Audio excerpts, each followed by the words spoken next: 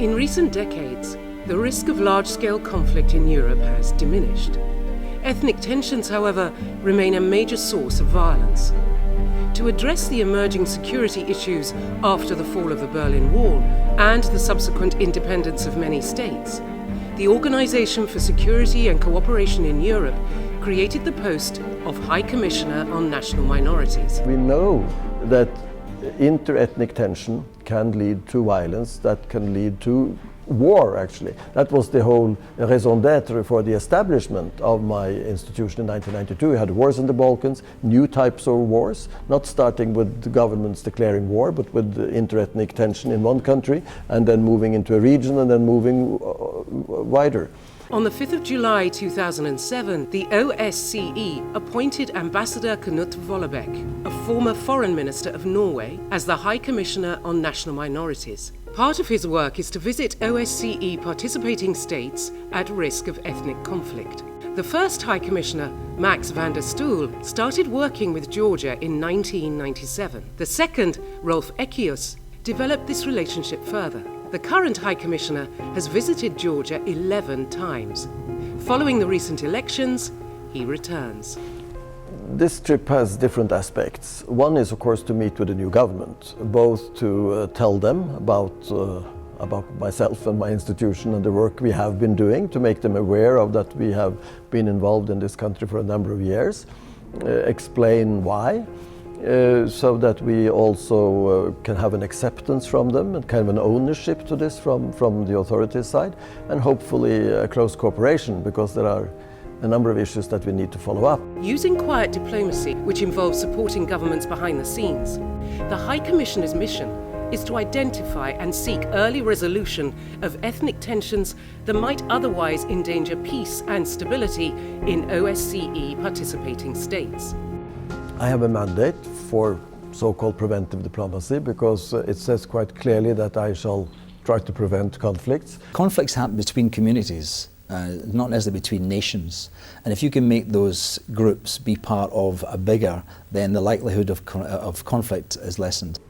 Because of this new type of war that comes out of ethnic conflict, this institution was established in order to detect this, so to say, at an early stage. The High Commissioner works to decrease the risk of conflict by identifying and addressing the root causes of ethnic tensions, such as a lack of knowledge of each other's language and culture. To help bridge inter-ethnic misunderstandings in countries like Georgia, education is one of the focus areas of the High Commissioner. I think education is fundamental for any society in any country. It's really state building. If you don't have an education system that functions, you will have problems sooner or later. And this goes for the basic education that we all need. But in countries which are divided through ethnic groups, I think it's also so important to find some kind of a common denominator. Working as a third party, facilitating negotiations between the authorities and national minorities, and sometimes with neighbouring states as well, he has to be impartial, work in confidentiality, and promote cooperation. In my case, then, they wanted this institution to be more of a kind of an assistance to the governments, I would say, that we should actually address issues and work with the governments. We try then to explain that it is in their self-interest to work with all sections and segments of their society in order to have a cohesive and stable society. Situated in the heart of the European continent with a population of 4.4 million, Georgia is the home of many national minorities, the two largest groups being the Armenians and the Azerbaijani. Although they represent just 12% of the total population, they are densely settled in regions like Samცხe-Javaheti and Kartli. Because they border Armenia and Azerbaijan, the local populations can feel closer to people in neighbouring countries with whom they share a common language and culture. I think Georgia is a fascinating country, but it is a country with many challenges at the same time. Challenges because of the political situation, and also challenges because of the ethnic composition. One of the issues in Georgia has been that development has taken place in many places, and some of these areas have missed out because development has passed them by. These areas where national minorities are present, they find it very difficult to get into legislation, to get into executive, to get into political parties, for example, because language barriers and other constraints. The biggest problem in recent years was a complete alienation. Just talking about physical things, there was no road. People who lived there, they could hardly feel what was the country they were living in because of the lack of transportation, lack of any connection, virtually any connection with the rest of the country. Азербайджанцы, граждане Грузии, которые проживаем здесь.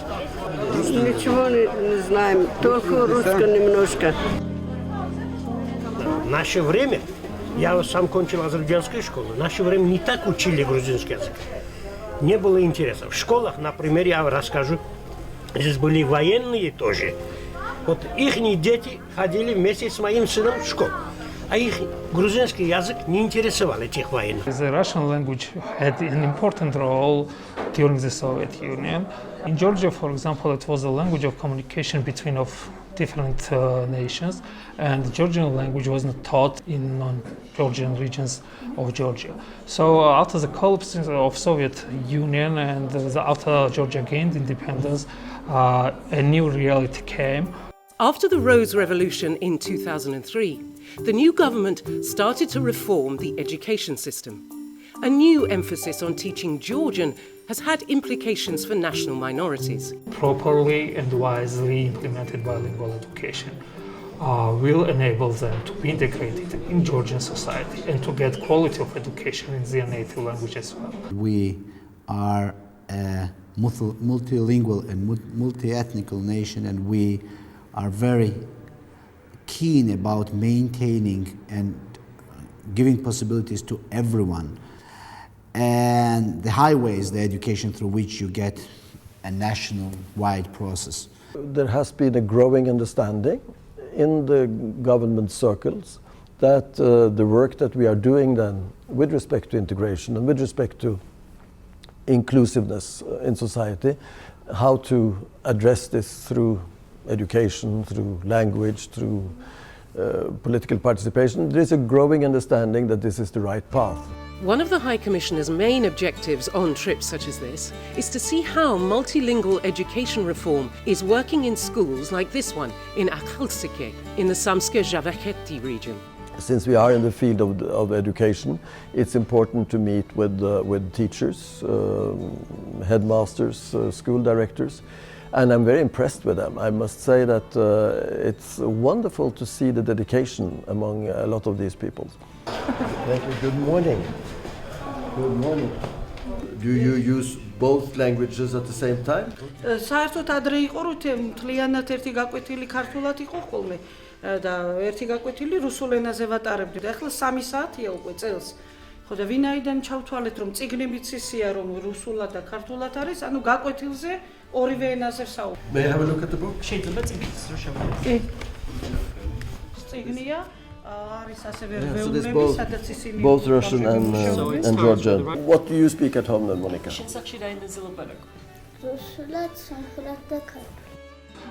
of the parents think that the future of their kids lies on relations with their mother home country in Armenia or Azerbaijan. So they think that it's better to have one language instruction and to have the quality education in one language instruction. The situation in schools where multilingual education has not yet arrived is completely different. What would you like to do then afterwards? She wants to be a doctor. Where would you like to study to become a doctor? What are you going to do after you finish your school? He wants to study in Yerevan. In Yerevan.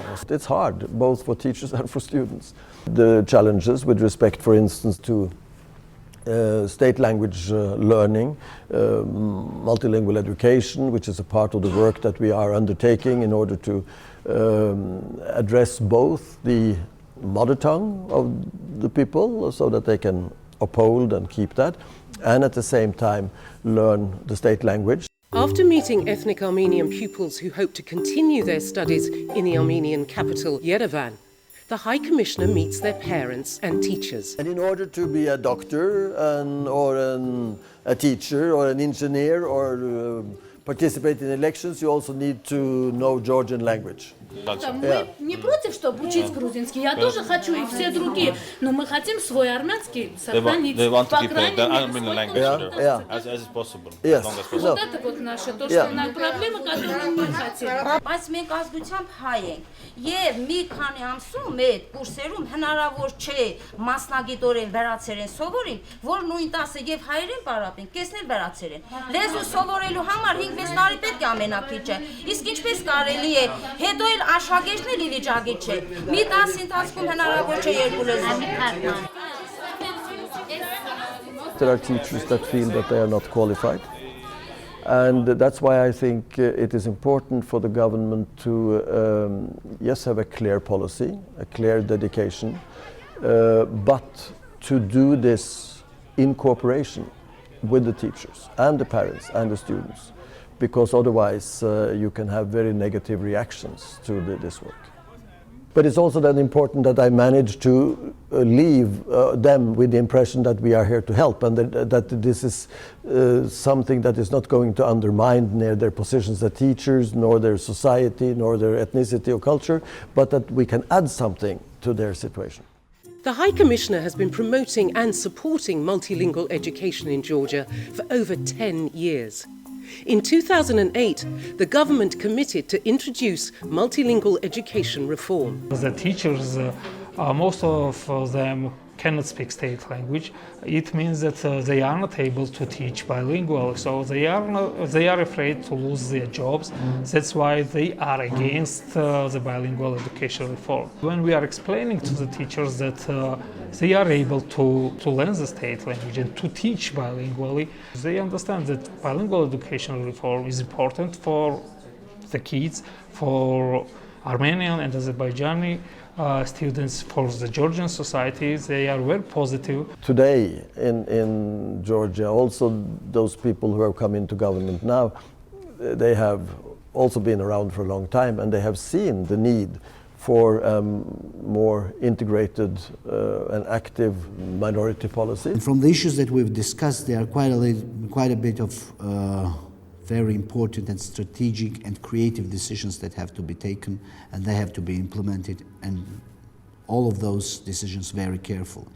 So I'm very interested in continuing this partnership and this kind of relations.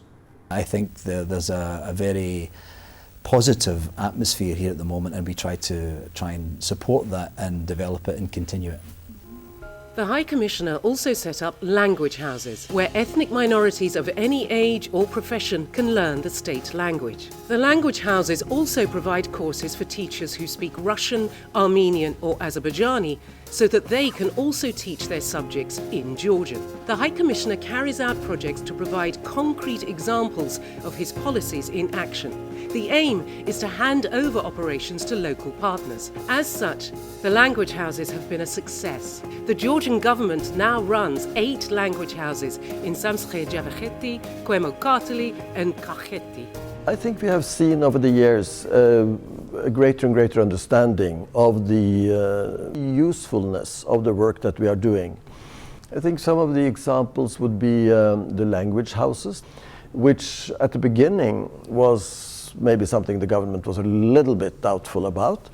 But we started and we worked and we funded it in the beginning, and now it is taken over by the government. They are in the government budget. It's very rewarding to see that there are positive results, and when you meet people then that have been part of our programs and have been taking part in the different projects, and they come back with very strong statements. აღნიშნა რომ ბოლო წლებში საკმაოდ გაიზარდა ჩვენი იმ სკოლებიდან მოსწავლეების რაოდენობა, რომლებიც შემდეგ უმაღლეს სასწავლებლებში აგრძელებენ სწავლას. თითქმის ყველა არის ის მასწავლებელი, რომელთაც შეუძლიათ ამით აი საკმაოდ ესეთი შთამბეჭდავი შედეგები. I think I have seen a development where also the non-Georgian ethnic groups actually feel closer and closer to Georgia as a country, that they realize that this is our home, regardless of the ethnicity. The High Commissioner's support also extends to pupils beyond the classroom. The Youth Argonauti project helps ethnic minority youths participate in Georgia's society and challenges stereotypes. Students go to study in another region of Georgia, living with Georgian host families. მე სომეხი ვარ და სახში სომხურად ვლაპარაკობ. მე ქართული ვისწავლე პატარობიდან.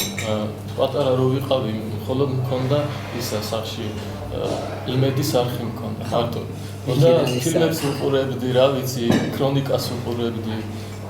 ისე ვისწავლე და მე მივიდოდი სკოლაში, მასწავლებელს ვეკითხებოდი ისა და ეს სიტყვა რას ნიშნავს, მეორე რას ნიშნავს და ისე ვისწავლე. ასწავლე იყო ქუთაისში ქართულის სწავლას და არ იცოდა ლაბარაკი, მაგრამ არასწორად იცოდა გრამატიკულად.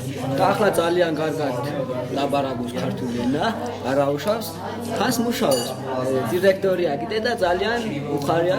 ჩვენი სოფლებიდან სოფელში არ არის ქართულის მასწავლებელი და სხვა სოფლები დამოდიან ჩვენთან რომ ქართულს ისწავლიან. ჩვენ მეგი მინდა რომ პროექტი ჩემთვის შანსი იყო და რომ მე იქ ვიყავი, ძალიან დამეკობდი ქართველებს, მათი დახმარებით შევისწავლე ქართული ენა და ეხლასაც მათ ამასთან ერთად ურთიერთობა და ოჯახებით დავახლოვდით. I think the youth have to be developed in such a way they become the representatives of society, and then they become the next generation that becomes more mainstreamed into Georgia proper. And I think that's probably one of the best ways forward. Of the 74 participants between 2008 and 2011, 20 went on to pass the national exams to enter Georgian Higher Education Institute. By default, the ethnic Armenian population, as well as Azeri, but for this purpose Armenian, was excluded from the process of the higher education because of lack of knowledge of Georgian. They were losing in competition. იყო ქართული ენის სწავლა. ანუ კვირაში 2-3 საათი ჰქონდათ ქართული ისა გაკვეთილების საათები და ეხლა უკვე ყოველ დღე, თითქმის ყოველ დღე თან დღეში 2 საათი აქვთ ქართული ენის გაკვეთილი. We have a system that minorities from those areas compete with each other and in their in this case in Armenian language, and then they have and are enrolled in universities based on the scores without the Georgian language test, and then they are given extensive Georgian learning, and it has given us initial good results about huge hike in number of residents from there getting to Georgian universities. It's very important for us that we have learned in Georgian. I'm in Georgia, I'm in Tbilisi, and it for me very important. ეს პროექტი ძალიან მნიშვნელოვანი იყო, იმიტომ რომ ჩვენ გვქონდა კონტაქტი ქართველებთან და მე თავად ისე ვისწავლე ქართული. ჩემი აზრით მართალია საქართველოს სახელმწიფო ენა არის ქართული, მაგრამ ქართული ენა არ უნდა ვისწავლოთ მშობლიური ენის ხარჯზე. აქ რომ სწავლობ ქართულ ენაზე, ეგ სულაც არ ნიშნავს, რომ ჩვენ უნდა დაგვავიწყდეს, რომ ჩვენ სომხები ვართ. Georgia is to be linguistically integrated into all the global processes that are happening in Georgia. You have to know your ethnic language, which is part of your culture. You have to know Georgian to be integrated into Georgian nationwide processes, and you have to know English at the same time to be integrated into global processes. Now, what we try is, of course, to make this a government's policy. We would like to have them involved from the very beginning. That's why we, for instance, we offer experts to the Ministry of Education. We don't do it for them, but we offer them some assistance, but embedded in the ministry. His partners in Georgia include international organisations such as the UN and the European Centre for Minority Issues, as well as local NGOs, such as the Centre for Civic Integration and Inter-Ethnic Relations. The government is fundamental when it comes both to legislation and when it comes to implementation of the laws. I mean, we need both a top-down and bottom-up approach. Because government has to show the will, be willing and move forward because they have the tools to do this. But at the same time then you need also a receptive audience, so to say, a reception on the ground. And I think we can help the government in preparing that through experts, through NGOs, through civil society, through different groups and people, that there is an understanding of what this is all about. Our achievement is that, for example, in 2005 we developed a national curriculum for Georgian as a second language. We started piloting the project of bilingual education, and together in close collaboration with the OSCE High Commissioner on National Minorities, we achieved that ministry decided to have an affirmative action policy for higher education admission system in Georgia. So all these activities facilitated the process of civil integration of ethnic minorities in Georgia. As Georgia enters a new phase of its political life under new leadership, what is the future for multilingual education? I have to implement some kind of mechanism to prove to those who are concerned that Georgian is the national language, which is not pushing them towards different identity, which is simply opening broader possibilities. And if I am successful in proving that this is not, that learning Georgian is not a betrayal of their identity, but it's just an opportunity of future, it's just opening their future possibilities, I think my job will be effective. First of all, the policy should be sustainable. We should have a long-term strategy how to implement bilingual education reform, and to know what we are achieving after the 10 years and what to do to achieve these goals. Well, I think maybe more incentives given to teachers to go there, for example. I think more, more support given in terms of technology. I think the idea of bringing internet there and making it maybe sort of beyond Georgia, making people see the outside world in a different way. I think those are very obvious things that you can do. It takes a long time for those to have a result, though. But I think what you have to do is maybe create some champions within the youth and give them the opportunity to lead the new generation and bring them forward. No, I hope that this work will continue, that there is understanding of the importance from the government side that Georgia is a country, a multi-ethnic country, and all citizens, regardless of ethnicity, belong to this country. They have certain fundamental rights which should be upheld, and they should be given opportunities to fully participate. That is the basis for this. And if these two movements move forward together, the government's responsibility and understanding and the minorities or the different ethnic groups' desire and will and opportunities, then I think that this country has a bright future.